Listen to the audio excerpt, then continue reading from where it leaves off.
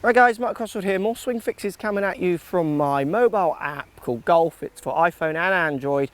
These people are sending in their swings and I'm trying to get through as many as I can. Give them as good of ideas, so they're swing fixes plus just general ideas around some of the shapes and patterns that I see on the flat 2D screen. Ideally, I'd be measuring them with my devices, but I can't, so this is just more general chat about things that I see when you see people making these kind of movements. Let's get stuck in.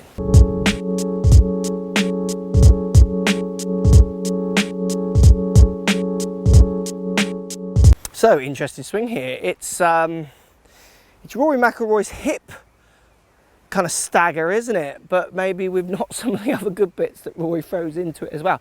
Look at his hips as they go through. They really are turning aggressively early. So early that they actually have to come back to try and get everything lined up and make contact without maybe doing an injury.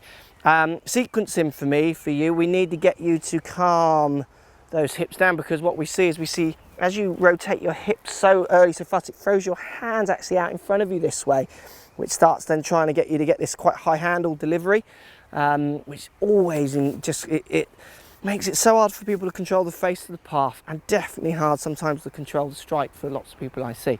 Just get those hips just calming down a little bit. Your hip rotation that box is ticked. It's ticked like 10 times, it's done. And that's always, I think, quite an interesting thing with video lessons like these, which is like I try to keep them as general discussion as possible rather than definite, is that if you're watching the hip turning videos and that you should be rotating through more and all these kind of things, well, they do not apply to you.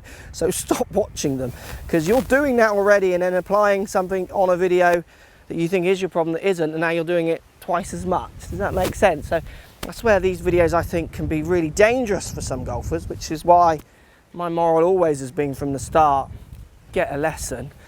One-to-one you can't beat. Let's just try and have a few general discussions to educate everyone on here, is how I would like to roll. So look, for me, sequencing, try a few shots like this, feet together, 7-iron in my hand, feet together, and just try and hit a few shots where you feel like you just throw the club in front of your body.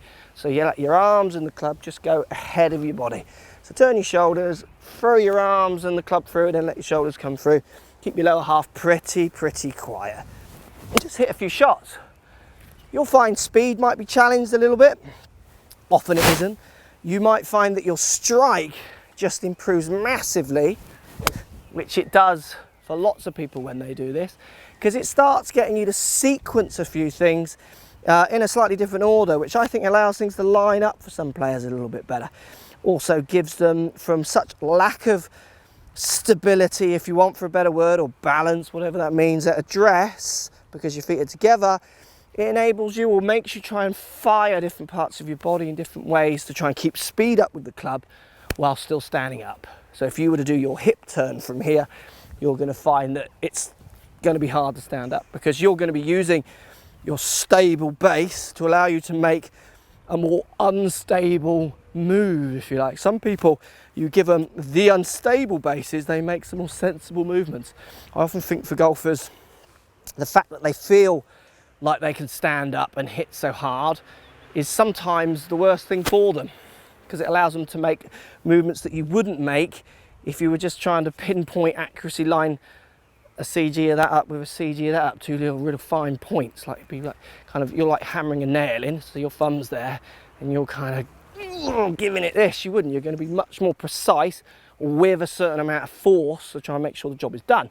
So for this drill, it's that feet together, that club just past you, so it's that trying to keep the speed up but with the precision of delivery, and then work that into a few fuller shots where you put your feet back to the same width. Again, feel the lower half is much more connected, stable, like it was when you had your feet together, and just see what that does to your delivery. I reckon you'll find your delivery improves massively. I think it'll get rid of this movement so much, and I think it'll just allow you to strike the ball a bit more out the middle of the club, which is a good thing for everyone.